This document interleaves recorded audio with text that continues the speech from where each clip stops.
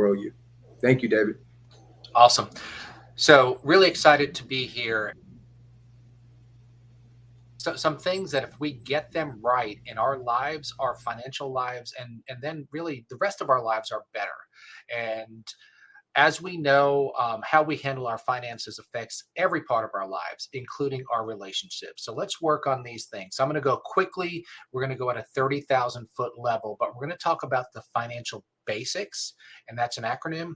And just remember, these basics, they apply to you, they apply to me, they apply to somebody making minimum wage, they apply to somebody making millions of dollars and more.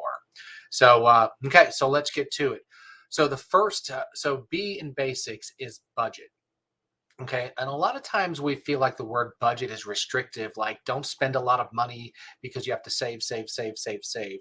What I'm talking about in budget is for you and I to all have a good idea of what our financial reality allows us to spend.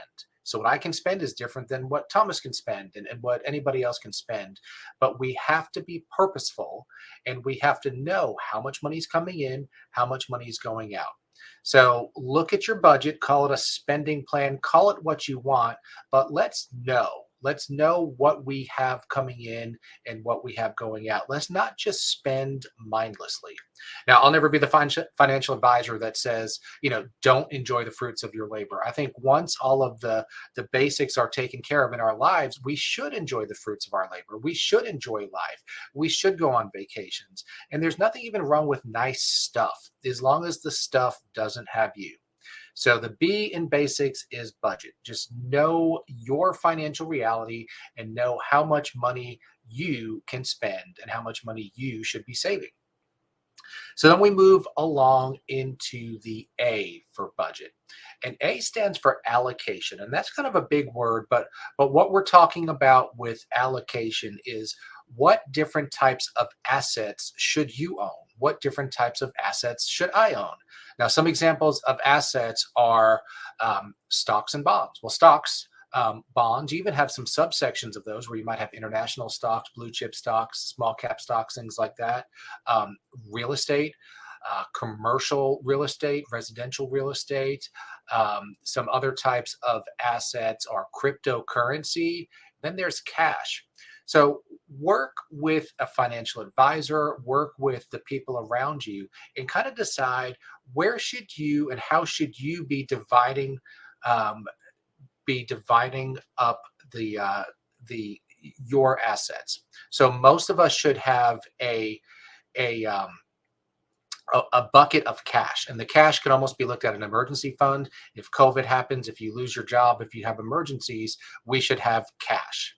We also should have some, maybe some middle term assets, assets that need to grow over the next 5 to 10 to 15 years.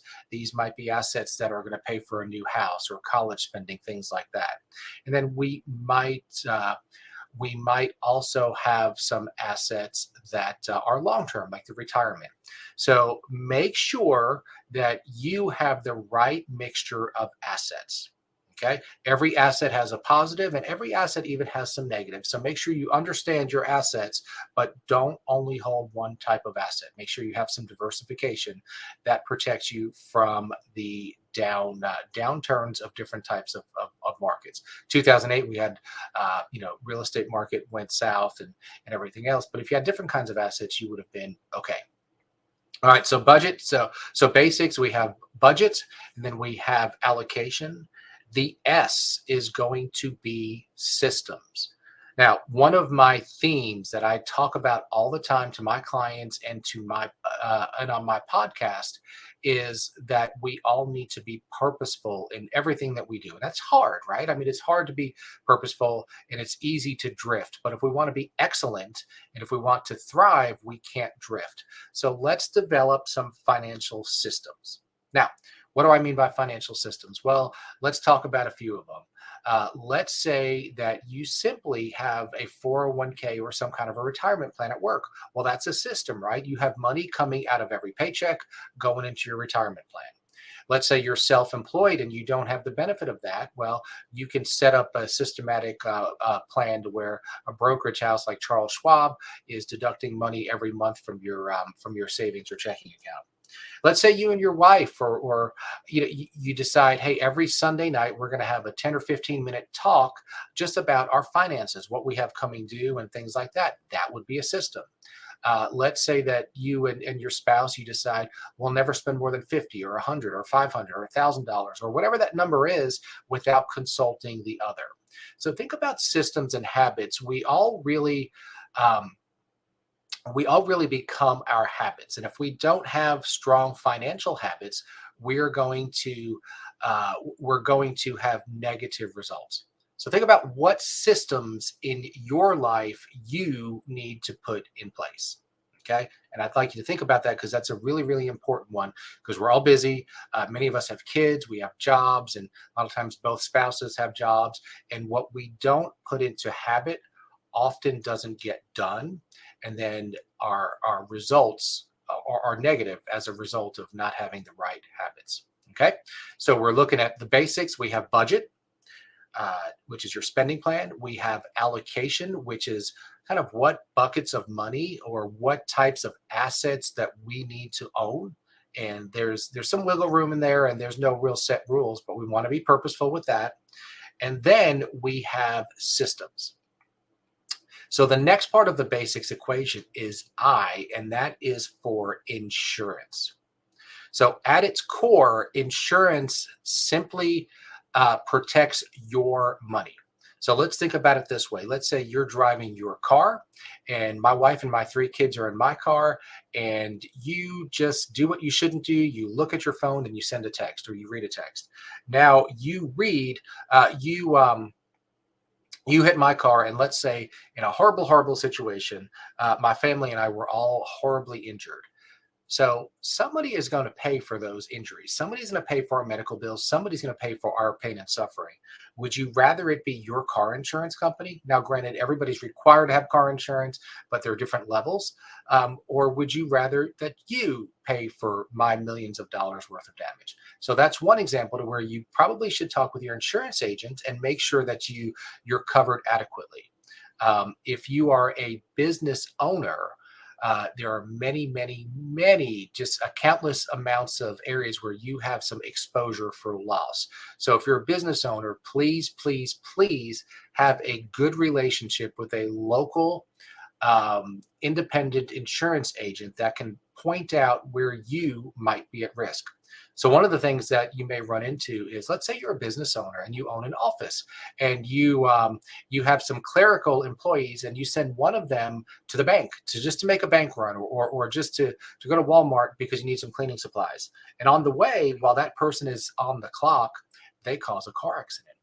Well, that car accident, if you don't have the right type of coverage on your business insurance policy, can literally cause your business to shut down and to be sued. So we can spend an hour, we can spend 2 hours, we can spend several hours discussing where all the major risks in your life might be. But just think about what are the ways that you might cause physical harm to somebody. And those are things like car accidents. Those are things like premises liability. If you come into my place of business and you slip on a wet floor, if I come to your house for dinner, I slip on a wet floor or trip down stairs that are not maintained well. And then when you look at business, there's all kinds of different areas.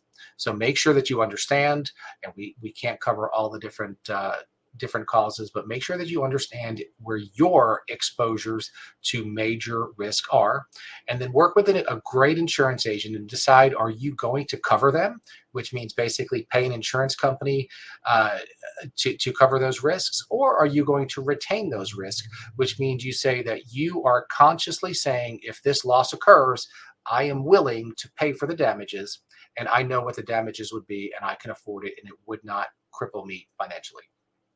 Okay, so B for budget, A for allocation, S for systems, I for insurance. And then we get into the C. And C is kind of an interesting one that a lot of financial advisors don't talk about as much, but C is caring. So, how do you, and how should you, and how should I use my money to care, or use our money to care for the world?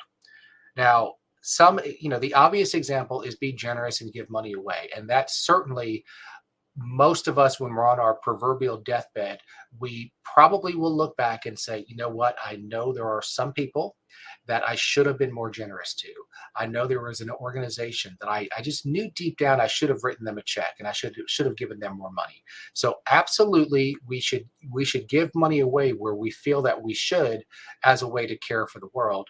But some other ways that I've thought about are, what if spouses who are constantly living paycheck to paycheck and they're working too much because they're paying for, I don't want to say crap, but they're paying for crap that they're buying to impress people that they don't like. What if they decided, hey, we're going to get our budget under control and we're going to maybe have lower car payments and maybe downsize, and we're going to be able to live off of one income, or maybe one of the parents will be able to spend less time working, but now we have more time to spend with our kids and we're less stressed out. Isn't that a way that we can care for the world a little bit better by spending more time with our kids? Um, some other ways that you might be able to care for the world that are a little bit counterintuitive would be that just being a good example to the world, and not being greedy, and not coveting stuff. Now, again, there's nothing wrong with stuff. There's nothing wrong with having the kind of things that your financial reality allows, and the kind of things that my financial reality allows. I would like a nicer car. I would like a bigger house, but what they say is there's nothing wrong with nice stuff as long as the nice stuff doesn't have you or doesn't have me. So make sure that we're being a good example. And when we have nice stuff, we're doing that kind of after we take care of all the important things, which is our basic savings, paying our bills, and being generous, and so on and so forth. Then there's nothing wrong with the nice stuff. And you're actually caring for the world by handling your money in that way. Okay, so let's go back through it again. So basics, budget, very important to have your spending plan, very important to know what your income is. And this becomes difficult if you're a business owner with uneven cash flows. But we have to know these things. And we have to know, if we have uneven cash flows, that we're putting aside money during the heavy revenue months, because we know that the light revenue months are coming. Allocation. So we need to know and understand what amount of our own money we should have in stocks and bonds and in long-term investments, and in possibly real estate, in alternative investments, and even cryptocurrency. But we have to purposely put our money in different allocation buckets. S is for systems. So systems are habits, and we all live busy lives, and we really need to have productive habits that serve us. I've always heard that there aren't good habits and bad habits. They're just habits that serve us, and there are habits that, excuse me, that don't serve us. So just ask yourself, and maybe speak with your spouse, what are some of our financial habits that are serving us well, and what are some of our financial habits that are not serving us well? Be honest, and then find those answers. I, for insurance, like I said, insurance simply protects your money. If you cause a loss, either you are paying me for the damages that you caused, or didn't prevent, or your insurance policy is. So a lot of people say, I don't believe in insurance. Well, typically what I found is that they don't believe in paying for insurance, but they're really glad that they have it. Nobody ever gives the check back when they get it from an insurance company. C is caring. How can we care for the world by how we handle our money? Now, as we get higher and higher on the wealth chain and have more and more income and savings, there are different ways that a good financial advisor, an attorney, an accountant can help you to give money through trusts and planned giving and everything. But just let's remember, one of the purposes of our money is to make our lives and the lives of those around us better. And that's kind of where the relationship portion of this comes, because a lot of times money is a major stress factor in marriages. And then finally, the S in basics is support. Okay. I'm weak on my own. You're weak on your own. We are all weak on our own. So, who do you need in your life to support your financial journey? Now, I would make a strong argument that most people would do well in having a relationship with a financial advisor, because a financial advisor provides accountability, and a financial advisor also provides the knowledge and expertise. But who else do you need? Do you need an attorney? Are you someone who struggles every year just to try to get your own tax return done, and you really don't know how to do taxes? Well, you need a tax preparer. You need somebody who is knowledgeable in that. Are you a small business owner who just struggles with bookkeeping? You need a bookkeeper to keep your money straight? Do you need an accountability partner, just a friend that can kind of help you to walk the straight and narrow? Um, do you need a therapist? I mean, there are a lot of people that you might need in your life to support your journey. So this is a really quick, and I hope that everybody has gotten a lot out of this. But let's all give thought to our budgets. Are we living within our own financial realities? Our allocations, do we have our proverbial eggs in one basket? Do we have money available, readily available tomorrow, maybe for an emergency, and then other monies that are, quote, tied up in retirement accounts, but that's okay because that's what we know that they're for? Do we have the proper types and amount of insurance? Not the sexiest part of financial planning, but extremely important. Are we caring for the world by how we handle our money? And then finally, support. Who do you need in your life to help you with your financial journey? So if you have any questions, I'm always happy. You can either visit my website, www.weeklywealthpodcast.com, and hit the contact us, or you see my sign back there, Parallel Financial. Please email me, david@parallelfinancial.com, and I'm happy to always spend 30 minutes with anybody and just point you in the right direction. Because I know that I've had times in my life where my money was under control, and I've had times where money wasn't under control. And the times when the money's under control are much better times. So, Mhm. Man, the basics. Thank you so basic, much, David. For absolutely. that's gonna stick in my mind and gives like a really good direction for what to do, Mhm. and how to start approaching. I like that system in itself. Can you once again just leave your contact information just in case anybody wants that? Can you say that again? Yeah, so my email is david@parallelfinancial.com. And then the Weekly Wealth Podcast is my show. So you can find it on all the major platforms, or you can go to www.weeklywealthpodcast.com. The last episode was particularly good. We had a really good guest this week talking about relationship issues. So check that one out.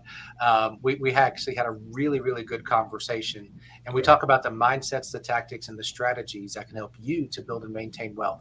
So www.weeklywealthpodcast.com, and then you can click on the contact us, and it brings you to my calendar if you want to set just a 30-minute Zoom appointment. Always happy to talk with anybody. Yeah. Thank you so much, David, for your time. Again, I look forward to us spending more time together and being able to work together. Absolutely. All right, to you guys.